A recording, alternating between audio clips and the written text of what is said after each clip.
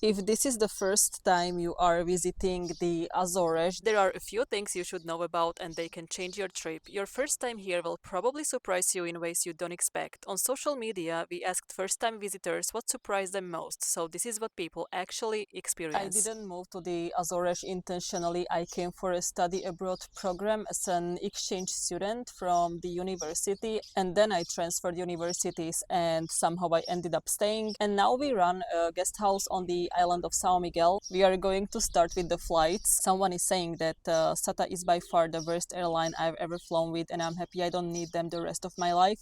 Expect to have a delayed or cancelled flight. For now, all the inter-island travel runs through SATA, and yes, delays happen and cancellations happen, not always because of the airline itself, but because the weather changes fast, especially the fog and the wind. Even if the nearby islands look fine or part of the island looks fine, but the part of the island where the airport is located at can become suddenly unsafe because of the fog and wind, because the weather changes really fast. A good advice is not to plan an international flight on the same day when you are flying between the islands. Like, always give yourself an extra day, just in case. The next is the weather. You can have sun in one valley, fog 10 minutes away, and rain that comes and goes quickly, even in summer.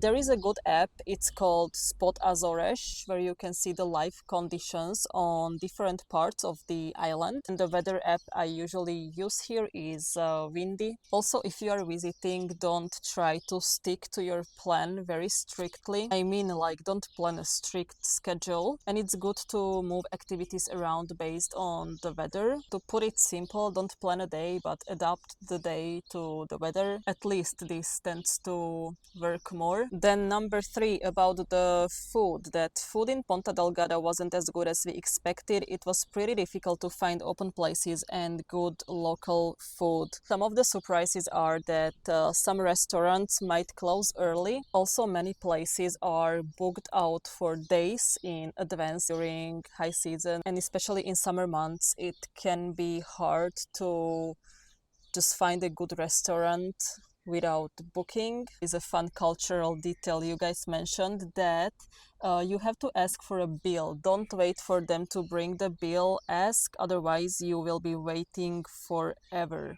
Yeah, they will not rush you. If you don't ask for the bill, they just might assume that you are still enjoying the company and enjoying the meal. I mean, the cool thing is that here a meal is not just something you fit into your schedule, but it's a whole event. And some of the foods you have to try here are the local pineapple, the local cheese, also the seafood and fish, and grilled limpets. And somebody actually made a comment about chocolate mousse, that I had chocolate mousse every night for 2 weeks on different islands. Such a treat that I would not indulge in at home. I asked the restaurant what their best dessert was, and they said it was their chocolate mousse. I really thought I was getting the tourist answer. I ended up ordering the Oreo mousse, which is something I never ever order at home. And there is someone else saying that, yes, I drank a glass of milk at breakfast every day. It was so delicious. I never drink milk at home. Yeah, I've heard this before. Actually, someone told me um, the thing about the milk here. I don't drink milk, so I cannot really compare. But yeah, I've heard that. Okay, number 4. A lot of beautiful spots require driving on very steep roads. Some narrow rural lanes are not safe, and yeah, basically just saying that not every steep road is safe to drive. On remote trails, the phone signal can disappear completely, so don't just assume you will use your phone if something happens. Also, keep in mind that even if it's a sunny day, the trails can be very muddy and very slippery, or even the fog can hide the view completely because the conditions change very fast. I have to move to the shadow because it's so hot. Then, still about the hikes, Mike is saying that I was surprised how many of the hikes were well marked, and even the ones where you were clearly walking on someone's property. Also, please never ignore a closed road sign or no entry sign. They really are there for a reason, like landslides and erosions or unstable ground. This happens sometimes that at the beginning the trail might look fine, but it's closed because of maintenance or just because it's dangerous. Okay, driving in the Azores is beautiful and also stressful if you are not used to it. You have to expect extremely steep roads, narrow lanes, blind corners, sudden drops, and in remote areas, phone signal disappears completely and GPS becomes unreliable. There are roads that look fine, but they are absolutely not. And yes, people get stuck. Somebody is mentioning not to rent a car from Ilha Verde. I don't know, I don't have a personal experience with that, but I'm looking at the Google reviews and they seem to be fine. Anyway, if you come here, it's good to have a car because it's a bit difficult and a long day to get to some of those places with a public transport, and you are going to waste a lot of time. People parking wherever and however. This is so true. Yes, I've seen it, especially during summer months, that people are parking wherever, basically. Well, it's a problem because sometimes then you cannot pass through the street, you know, like if there are cars parked on one side of the road, and well, it's really difficult to pass through them. One surprising fact, I never thought about this before actually. Kylie is saying that our tour guide told us that essentially all of the nature is in some form man-made. The islands are too young in a geological sense for complex flora and fauna to establish itself. What we see today is therefore a hybrid landscape, partly natural, partly strongly modified. You let me know what you think about this. I'm not a tour guide nor a geologist, but this is an interesting point, so you let me know what you think about this. Okay, then we also asked for some interesting points why life in the Azores feels different, and here are the answers we got. Number one, cows can block roads, birds are loud at night, weird scary calls at night.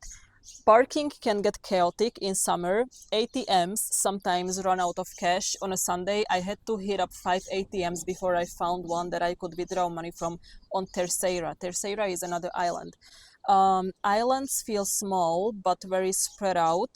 And several of you guys said Terceira surprised you, that it feels more authentic than São Miguel. But Linda is saying that life here feels different because how small the islands are. I hadn't thought about just how tiny all the islands are, and especially the western islands. 3,000 people on an island 10 miles across for Flores, 10,000 people for Fayal. For Flores, there is only a medical clinic on the island, so folks need to fly to Fayal for some medical procedures, and pregnant women often spend the last portion of the pregnancy on Fayal to be closer to the hospital. They actually have a quite good hospital on Fayal Island. Then many of you mentioned that it feels very safe, that it's relaxed, and a general sense of calm. But many of you also said that so many people are asking for money, at least by the churches downtown. Yeah, Paul is saying don't give money to the street people in Ponta Delgada, offer them food instead.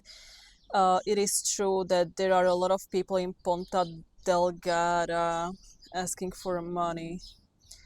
That is so sad. In my 6 trips to São Miguel between 2005 and 2022, I don't remember ever seeing someone beg. It seems like the crazy increases in property value have the same effect on São Miguel as they do in California or Vancouver.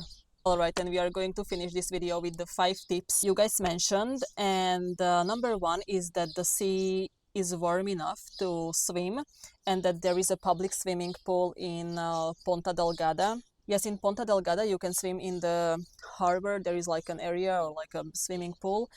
And near Ponta Delgada there are 3 like sandy beaches. If you guys seen the previous video, we went to take a walk to those sandy beaches near Ponta Delgada. Number 2, there is the most amazing McDonald's near Santa Barbara you have ever seen. I never been to that McDonald's, but I know which McDonald's you mean. By the way, there is a beautiful McDonald's in Porto. in like a historical building. It's so nice. Number three, I looked at pictures before we went and figured filters were doing a lot of work, but no, it's really just that green and beautiful. Even as a non-photographer, my pictures were gorgeous because you can't take a bad photo here. Yeah, with the good weather and with the sun, it's very photogenic. Number four, that one island can offer too much for a week of holiday. I think here on São Miguel, you have things to do for a week holiday, yes. And number five, which is probably the biggest lesson, is not to overplan, to plan loosely and prepare properly. Yes, eventually the weather will decide, the roads will decide, the visibility will decide. So here you just have to work with the weather and not against the weather, and this way you will have an amazing time here on the island. Okay, I think that's it. If there is anything you can think of we didn't mention and you think we should mention, let us know so we can, I don't know, put it somehow together. And yes, guys, have a nice weekend. I will see you next time. Bye.